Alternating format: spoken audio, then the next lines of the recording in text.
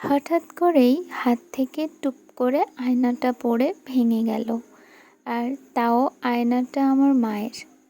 মাকে বলছিলাম, ভাঙা আয়নাটার দাঁড়ান, আমি খুব সুন্দর একটা লুক ক্রিয়েট করে দিব আপনাকে। আয়নাটা পড়ে এর পেছনের যে প্লাস্টিকের অংশটা সেটাই ভেঙে গিয়েছে। ভাগ্যিস কাঁচটা ভেঙে যায়নি।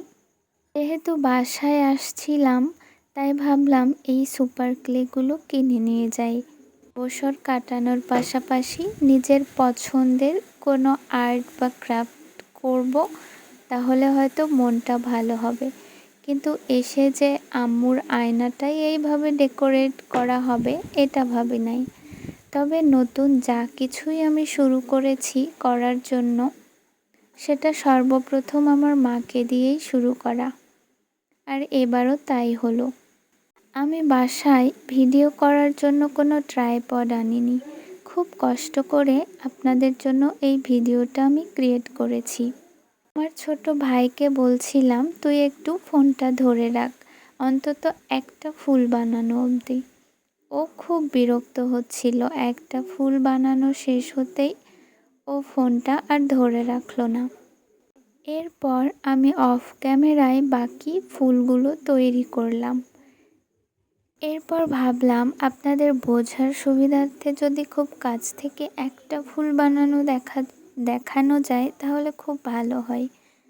ফুলদানির ওপরে ফোনটা রেখে আমি এই ক্লিপটুকু নিয়েছি। জানি যে এই ফুলগুলো বানানো খুব সহজ, আর মনে হয় না যে সুপার ক্লে দিয়ে এখন পর্যন্ত আর কেউ কাজ করা বাকি আছে।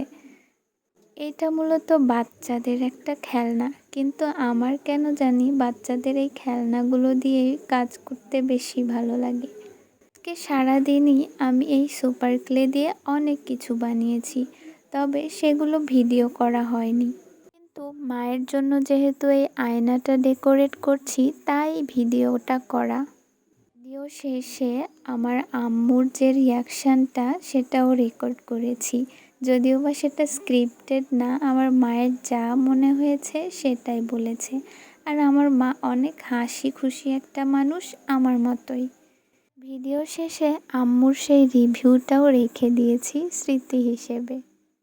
এরপরে আমি এক হাতে খুব কষ্ট করে এই আঠাগুলো লাগাচ্ছিলাম।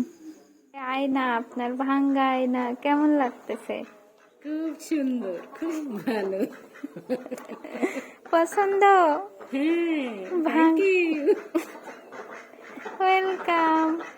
কষ্ট করে বানানো এই ভিডিওটা যদি আপনাদের ভালো লেগে থাকে অবশ্যই লাইক কমেন্ট করবেন এবং আমার পেজ এবং আমার চ্যানেলের পাশেই থাকবেন। Thanks for watching.